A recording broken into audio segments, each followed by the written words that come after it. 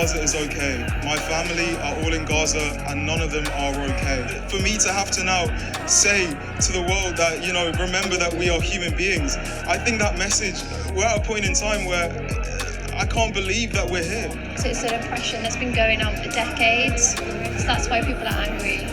But it doesn't mean that people condone Hamas in the slightest, because being pro-Palestine doesn't mean that you're anti-Semitic, and I think that's really important to stress.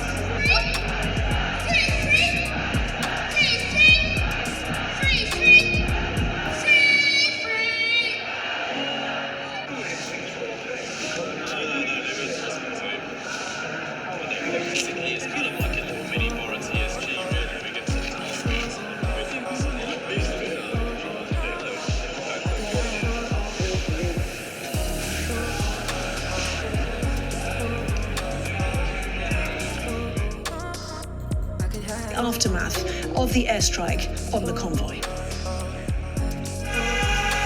The long walk south from Gaza City, clutching for most just a small bag. Israel promised safe passage to the million-plus Palestinians it has ordered to leave their homes in northern Gaza, the deadline expiring hours ago now. Few trusted that promise. Not after a direct hit on this truck on Friday afternoon, filled with people following Israel's evacuation order. The aftermath is far too bloody to show you. 70 people were killed here. There are the bodies of children sprawled across the truck. It's a scene of literal carnage. The injured rushed to Gaza's hospitals. Here, back into Gaza City. The Shifa hospital has seen emergency all week, and it does not stop. Children rushed in for urgent treatment. Others suddenly alone, lost in all the chaos. I need daddy, this little girl cries, but he's inside and strangers must step in. This is social media video from the same hospital. Watch the ambulance driver, just back from the scene, distraught at what he's witnessed. Tell the people to go home, he says. They bombed displaced people in trucks and in lorries. They bombed lorries and ambulances and everyone, another man adds. Israel says they do not target civilians. That's why they're asking them to leave Gaza City, they say. It's an active war zone and the next stage is coming. 35,000 people have taken shelter at Shifa Hospital now. Why should they leave if they think they'll die either way? And how to move so many badly injured. There's not much for them further south. Crowded quarters, hundreds of families here at a UN school in central Gaza with nothing but a bit of bedding for a lucky few. Some who left their homes, others who have no home left. Our house was bombed, this woman says. It was bombed along with the houses around us. We left without clothes and without anything. I want to return to my home. At the Rafah crossing from Gaza into Egypt, dual nationals gathered, hopeful that diplomatic efforts would offer them a way out. But for now, it's staying shut. Hamas says Israel is tricking people into leaving. Israel says Hamas is using them as human shields. Stuck in the middle, civilians with no way out, waiting to see where the bombs fall next. Diana Magnay, Sky News.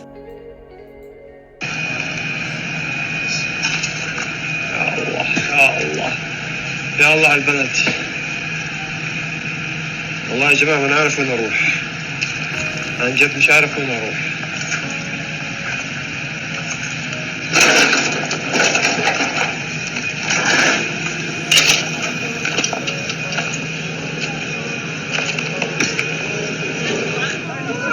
ايش نعمل؟ اموت؟ يلا يا خالته يلا بحكي لك بدك راح يلا العرب كلها راحت يلا خلص ما فيش كلام ولا ناس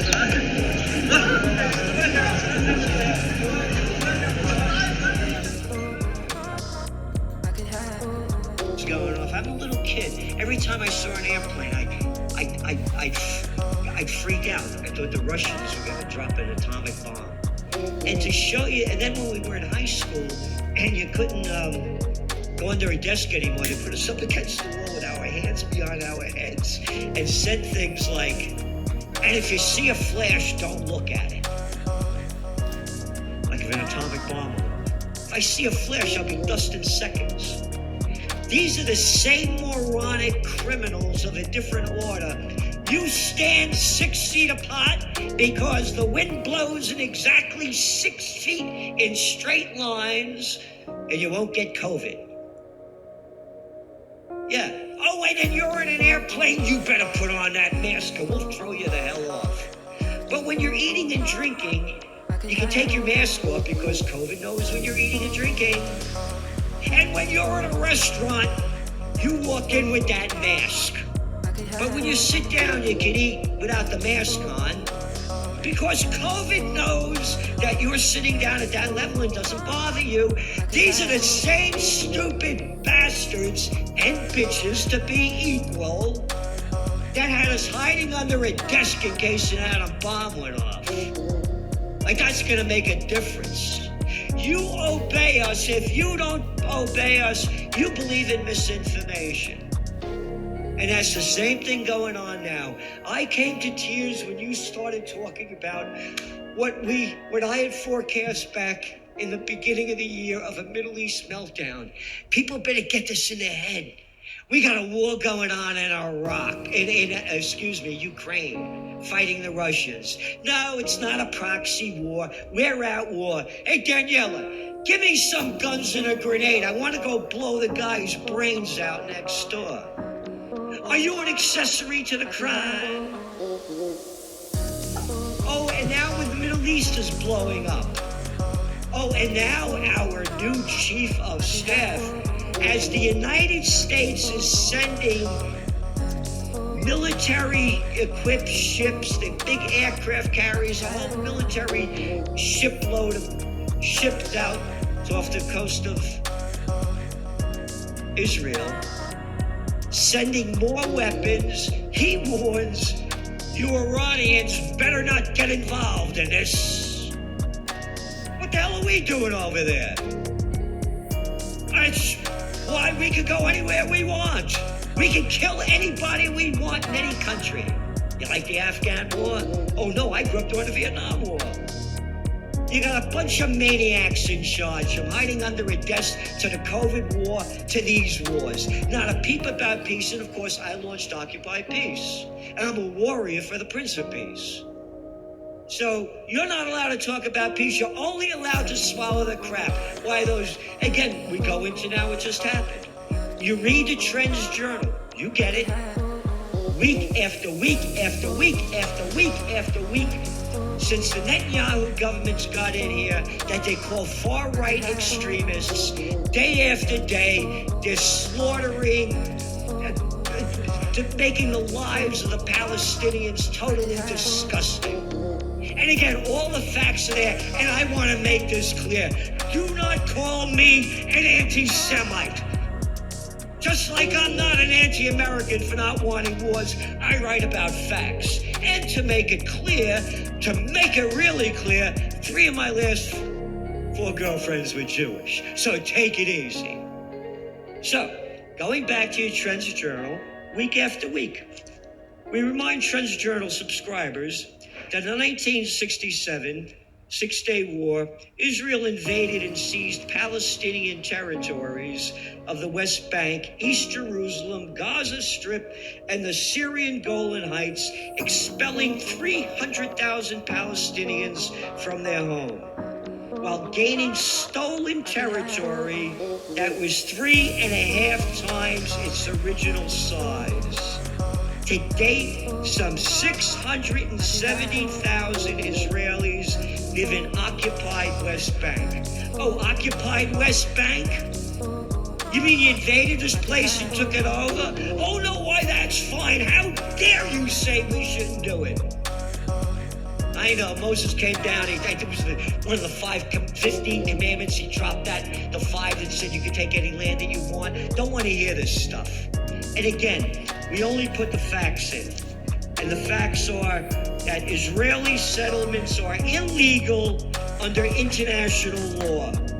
They violate Article 49 of the Fourth Geneva Convention of 1949, which states, the occupying power shall not deport or transfer parts of its own civilian population into the territory it occupies. And I could go on. You could go to the UN, their condemnation. Here, this just came out. Reuters. UN says civilian siege is prohibited as Israel strikes Gaza.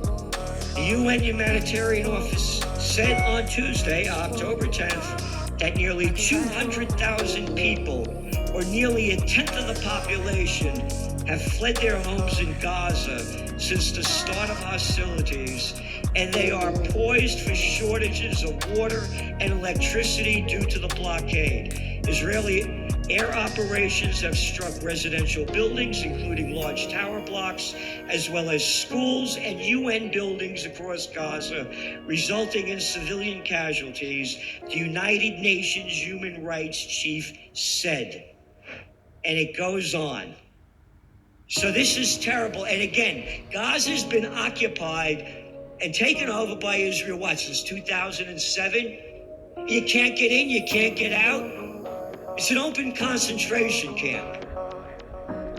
So look what's going on over there. No talk about peace. And my fear is World War III has already begun, and these maniacs in charge, as the don't believe me, go to the Wall Street Journal on October 10th. Go to the second section, the top story, about how shipping costs are down 90% from 2022 because such less shipments of goods is floating out of Asia into Europe and America. You hear it? As I said, when all else fails, they take you to war. The Judicial Reform Act that Netanyahu was pushing through was a total failure. Because the goal is not to completely subjugate Afghanistan. The goal is to use Afghanistan to wash money out of the tax bases of the United States, out of the tax bases of European countries, through Afghanistan and back into the hands of a transnational security elite. That is the goal. I.e., the goal is to have an endless war, not a successful war.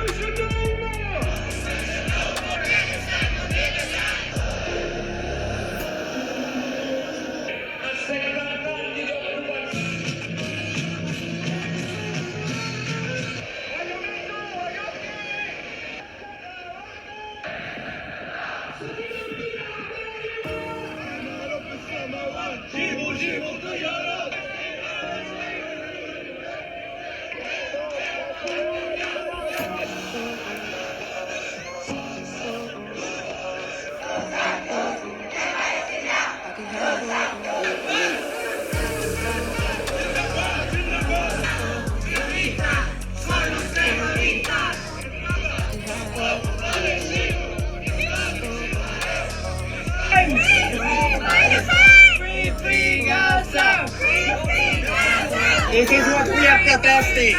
This is what we are protesting, and this is what you are defending.